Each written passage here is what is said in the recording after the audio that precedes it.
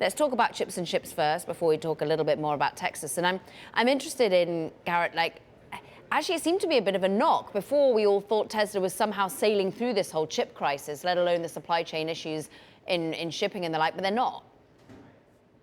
That's right. Thanks for having me. I think what you saw last night was Elon Musk really dialing back expectations to give themselves a little more operational flexibility with this ongoing uncertainty regarding the chips and the ships.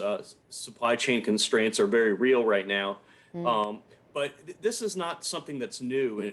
Tesla has done an incredible job navigating those headwinds over the last few months and in recent quarters. So, Intel came out in July and they said that the chip shortage would probably persist for another 1 to 2 years. So I think at that point, a lot of investors really woke up to the realization that this was not a near-term problem. In fact, it was going to persist well into 2022 and perhaps 2023.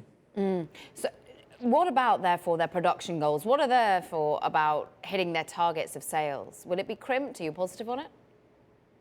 So I think why the stock was down today, a little over 1%, is that Elon Musk sort of quietly dialed back the expectations as far as first production of the Cybertruck as well as the semi-truck. He's now saying first production of the Cybertruck by the end of next year and then the semi-truck in 2023. So he's kind of pushed out that timeline by a quarter or two relative to what he was saying before. So I think that's why the stock was a bit weaker today.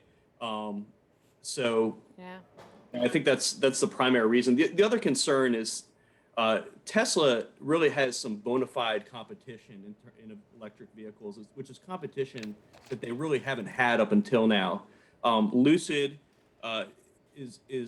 will have first deliveries of their Lucid Air vehicle later this month. Now that's a vehicle with a 520-mile EPA-rated range. That's more than 100 miles higher than the highest rated range on a Tesla vehicle. So I think you're having some competition that's starting to show up, and the traditional automakers have really increased their investments recently in electric vehicles. Yeah, exactly. Some of those undercutting in terms of prices coming from GM at $30,000 to take on the likes of Tesla's price point.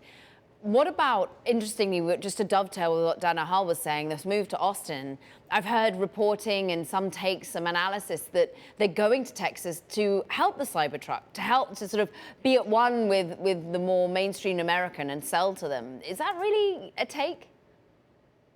It is. Texas is the largest pickup truck market of any state in the U.S. by a pretty wide margin. So I think there is something to that. But I think it's mainly, as Dana mentioned correctly, it's mainly about cost of living, but also their footprint, their geographic footprint there. They have lots of room to expand that factory in just outside of Austin. So, and Tesla is certainly not alone. Oracle and Hewlett-Packard recently left the Bay Area for Texas. So, this is a broader trend recently that we're seeing.